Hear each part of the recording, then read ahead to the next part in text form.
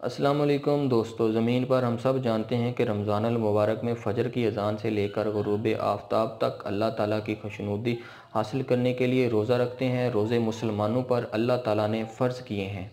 इहराम फ़ल्की के मुताबिक ज़मीन की हरकत की रफ़्तार 2,07,577 किलोमीटर फ़ी घंटा है और मक्का की तरफ मुँह करके नमाज़ें अदा कैसे की जा सकती हैं और खला में 24 घंटे में 16 बार दिन और 16 बार रात होती है, तो क्या रोज़ा भी एक दिन में 16 बार रखेंगे? खला में सूरज के ग़ुरूब और आफ़ताब के मुताबिक नमाज़ें अदा की जाएँ तो हर 18 मिनट के बाद एक नमाज अदा करनी पड़ेगी और एक दिन में 80 नमाज़ें अदा करना पड़ेंगी। मुसलमानों पर अल्लाह ताला ने 5 इबादात फ़र्ज़ की हैं जिनमें पाबंदी हर मुसलमान मर्द और औरत पर फ़र्ज़ है। इनमें सबसे पहला कलमा तैयबा है, दूसरा नमाज है, तीसरा रोज़ा है और चौथा ज़कात और पाँचवां हज है। और दुनिया में रोज़ा रखने का कोई भी एक वक्त मुकर्रर नहीं है। पूरी दुनिया में 24 घंटे ही अज़ान होती रहती है और पूरी दुनिया में मुसलमान फ़जर की अज़ान से लेकर मगरिब की अज़ान तक रोज़ा रखते हैं। में कुछ ममालिक ऐसे हैं जहाँ पर रोज़ा 9 से 10 घंटे का होता है और कुछ इलाके ऐसे हैं जहाँ पर रोज़ा 21 से 22 घंटे का होता है। और कभी आप लोगों ने सोचा है कि अगर हम खला में रोज़ा रखें तो वहाँ पर कैसे रोज़ा रखेंगे और कैसे इफ़्तार करेंगे और नमाज़ें कैसे अदा करेंगे और किस वक्त के मुताबिक रोज़ा रखेंगे और इफ़्तार करेंगे, एक दूसरी इबादत किस तरह हम अदा करेंगे। वीडियो में मैं आप लोगों को इस बारे में ही बताऊंगा। अगर आप हमारी वीडियो पहली बार देख रहे हैं तो आगे बढ़ने से पहले हमारा चैनल सब्सक्राइब करें और बेल आइकॉन दबाएं ताकि हमारी हर नई आने वाली वीडियो का आपको नोटिफिकेशन मिल सके। कोई भी इंसान खला में चला जाता है तो वहाँ पर सूरज के निकलने और ग़ुरूब होने का निज़ाम ही हर लिहाज से बदल जाता है और तो वहाँ पर रोज़ा और नमाज़ें कैसे अदा करेंगे। बहुत सारे मुसलमानों ने रोज़े को खला में रखा भी, इबादत भी की। खला के ऊपर एक दुनिया ही अलग है और उसका निज़ाम हमारी दुनिया से बहुत मुख्तलिफ है और वहाँ पर बहुत खामोशी होती है और इंसान अपने आप को अल्लाह ताला के बहुत करीब महसूस करता है। मैं अब जिस शख्सियत के बारे में बताने जा रहा हूँ ये मुसल ख़वातीन में से एक हैं।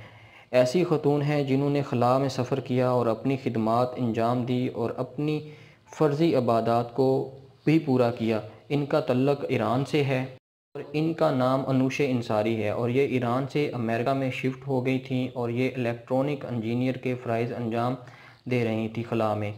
अमेरिका से ही इनको मौका मिला खला में जाने का और अनूशे ने ये मौका ख़ुद पैसे देकर हासिल किया और उन्होंने $20 मिलियन दिए और इस सफ़र से आने के बाद उन्होंने एक किताब भी लिखी जिसका टाइटल टीम ऑफ स्टार रखा। उन्होंने अपनी किताब में बयान किया है कि खला में इबादत अदा करने में काफ़ी मसाइल का सामना करना पड़ा। उससे पहले मैं आपको बताता हूँ कि अरब मुसलमानों में से सबसे पहले खला में जाने वाले शहज़ादा सुल्तान बिन सुलेमान के बारे में। ये 1985 में खला में गए और उन्होंने अमेरिकी स्पेस शटल डिस्कवरी में अपना खला का सफ़र किया और इसमें रोज़ा रखा। कुछ अर्सा पहले उन्होंने अपने एक इंटरव्यू में बताया जो अरब न्यूज़ को दिया था। उन्होंने इस सफ़र के दौरान में से 6 दिन में कुरान मजीद ख़त्म किया और उन्होंने अपना सोने का वक़्त कम किया था। उस साल रमज़ान अल मुबारक का महीना गर्मी में आया था और उनका सफ़र 29 रोज़े में शुरू हुआ था। उन्होंने खला में रोज़ा रखने का अपना तजर्बा बयान किया। उन्होंने बताया ये सफ़र पहले 24 रमज़ान को होना था जो कुछ वजूहात की बिना पर 29 रमज़ान को शुरू हो सका। उन्होंने बताया कि खला में सफ़र करने से पहले हमारी तरबियत के दौरान रोज़े रखा करता था मैं और नासा के डॉक्टर मेरा मुआयना करते थे। रोज़े में उनकी सेहत पर होने वाले असरात का डॉक्टर मुआयना करते थे। इसमें रोज़े को वो रोज़ा रख कर खला के सफ़र पर रवाना हुए और उनके जहन में ये सवाल पहले से ही था कि वो खला में इबादत कैसे करेंगे और रोज़ा कैसे रखेंगे कि उन्होंने एक सऊदी आलम शेख अब्दुल अज़ीज़ बिन बाज से इसके बारे में पूछ लिया था पहले ही। सऊदी शहज़ादे ने बताया कि आलम ने मुझे बताया कि सहरी और अफ्तारी उस वक़्त को मद्देनज़र रख कर करना। यहाँ से मैं रोज़ा रख कर अपने सफ़र पर रवाना हुआ था।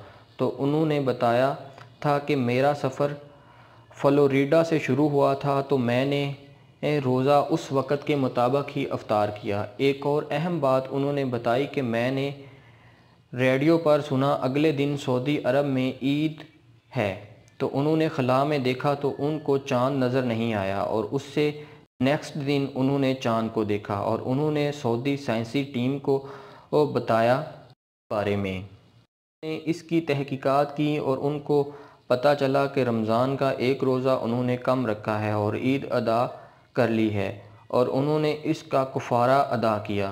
شہزادے کا کہنا تھا کہ انہوں نے نمازیں زمین کے وقت کے مطابق ادا کیں، اور وضو انہوں نے گیلے نیپکن سے کرتے رہے، کیونکہ وہاں پر زمین کی طرح کشش ثقل نہیں ہے۔ نیپکن یوز کر کے ہی وہ وضو کرتے تھے، وہاں پانی سے وضو کرنا ناممکن ہے۔ اسکالرز کا کہنا ہے کہ خلا میں آپ جس بھی سمت خانہ کعبہ کی سمت کا معائنہ کر لیں تو آپ نماز اس طرف منہ کر کے ادا کر سکتے ہیں۔ جب علماء دین اور اسکالرز سے پوچھا گیا تو انہوں نے بتایا کہ نمازیں ادا کیسے کر سکتے ہیں خلا میں۔ خانہ کعبہ تو زمین پر ہے، اور خانہ کعبہ کے اوپر بھی نمازیں جائز نہیں ہیں، اور نماز روزہ تو زمین پر انسان کے لیے فرض ہے، اور جب انسان زمین پر ہوگا ہی نہیں تو وہ زمینی عبادات کرنے سے آزاد ہیں۔ ان کا یہ کہنا تھا، اور کسی نے یہ کہا کہ خانہ کعبہ کو نیچے تصور کر کے نماز ادا کرنا جائز نہیں، اور جس عالم کے پاس جتنا علم تھا اس نے اتنا بتا دیا، اور ہر عالم نے اپنے علم کے مطابق فتوے لگا دیے۔ ایک صحت مند انسان جو عاقل اور بالغ ہو اس کو اسلام میں عبادات کی چھوٹ نہیں ہے۔ اس مسئلے کا حل ملائیشیا کی گورنمنٹ نے یہ نکالا کہ انہوں نے پوری دنیا سے 150 اسلامی اسکالرز کو اکٹھا کر کے ایک کانفرنس کی۔ اسکالرز نے اس مسئلے پر بحث و مباحثہ کیا۔ مستقبل میں خلا میں جانے والے سارے مسلمان سائنسدانوں کی رہنمائی کر دی۔ اسکالرز نے کہا کہ اگر آپ کو خانہ کعبہ نظر آ رہا ہو تو اس کی طرف منہ کر کے نماز ادا کر لیں، اور نظر نہیں آ رہا ہو تو سمت کا اندازہ کر کے آپ نماز اس طرف منہ کر کے خلا میں ادا کر سکتے ہیں۔ اور خلا میں اگر خانہ کعبہ کی سمت کا اندازہ کر بھی لیا جاتا تو خانہ کعبہ کا مقام اس جگہ سے اگلے ہی لمحے تبدیل ہو جاتا ہے، اور کیا نماز پڑھنے والا شخص بھی اسی رفتار سے اپنی سمت تبدیل کرتا ہے نمازیں ادا کرتے ہوئے؟ خلا میں ایک جگہ پر کھڑے ہونا بھی ناممکن ہے، اور اسکالرز نے اس کا بہت ہی خوبصورت حل بتایا کہ 5 مختلف طریقوں سے نمازیں ادا کر سکتے ہیں، اور اس سارے مسئلے کو حل کر دیا۔ اسلامی اسکالرز کا کہنا تھا کہ پہلا طریقہ یہ ہے کہ اگر خلا میں سیدھا کھڑا ہو کر نماز ادا نہیں کر سکتے تو جس طرح بھی اور جتنا بھی کھڑا ہوا جا سکتا ہے تو نماز ادا کر سکتے ہیں، اور دوسرا طریقہ یہ تھا جو بتایا گیا، بیٹھ کر یا بیٹھنے کی پوزیشن میں جس میں بھی چہرہ آپ کے گھٹنوں کو چھو رہا ہو یا ایسے جیسے آپ سجدے میں ہوں نماز ادا کر سکتے ہیں۔ تیسرا طریقہ یہ تھا کہ آپ دائیں کروٹ لے کر آپ قبلہ کی طرف منہ کر لیں، اگر سمت معلوم ہو تو اس طرف سے بھی نماز ادا کی جا سکتی ہے۔ چوتھا طریقہ جو انہوں نے بتایا کہ سیدھا لیٹ کر آنکھوں کے اشارے سے اور آنکھوں کو ایسے حرکت دیں جیسے قیام، رکوع اور سجود کر رہے ہیں۔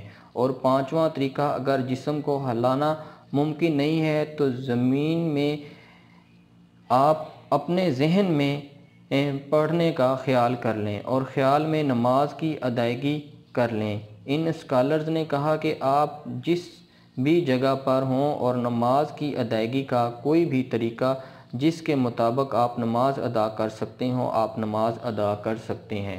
علماء نے کہا کہ نماز کی ادائیگی کوئی ورزش نہیں ہے، یہ عبادت ہے، اور جس کے لیے سے زیادہ اس بات کی اہمیت ہے کہ آپ کی اپنے خدا کی طرف توجہ کتنی ہے اور آپ کس عقیدے اور فوکس سے عبادت کر کے خدا کے حکم کو بجا لا رہے ہیں۔